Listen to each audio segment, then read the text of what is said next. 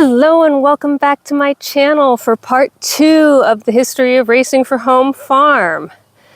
So if you've missed part 1, you may want to go back. No need, you can start fresh with this one. We're going to try and keep the storylines simple and easy.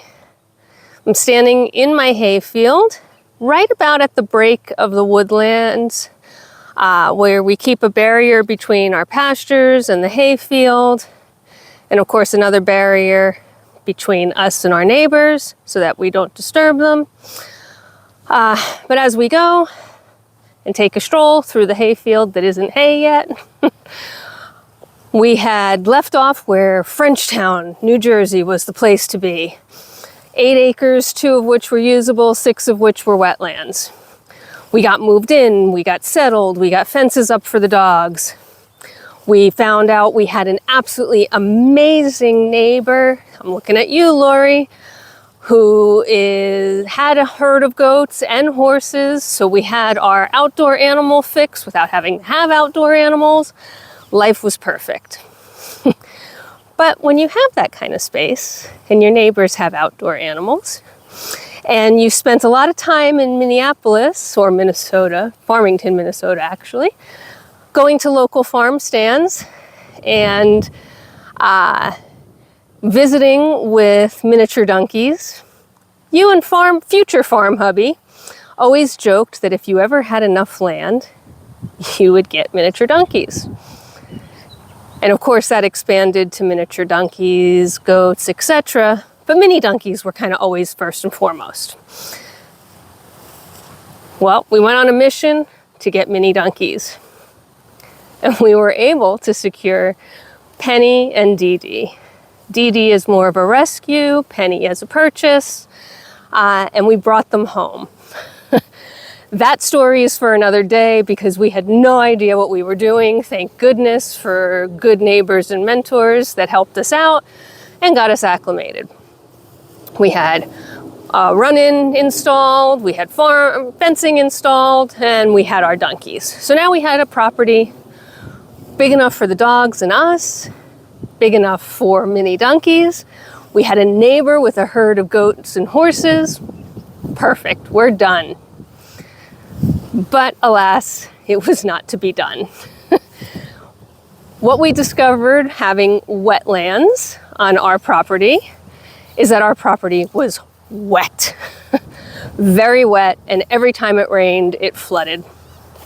And every time it flooded, it was a disaster, right? So we ended up doing some grading work to channel the water. That ended up actually creating a pond. And that was the foray into our first natural pond. That pond was filled by the creek every time it overflowed. The high water table kept it filled, and it became an ecosystem of itself. Frogs, toads. We had fish in there because the fish came in from the creek. And while we didn't maintain it per se, you know what happens when you have a water feature? You need ducks. So the next mission was ducks. And that's how we ended up having ducks. Now I did a lot of research on the duck breed that I wanted to work with.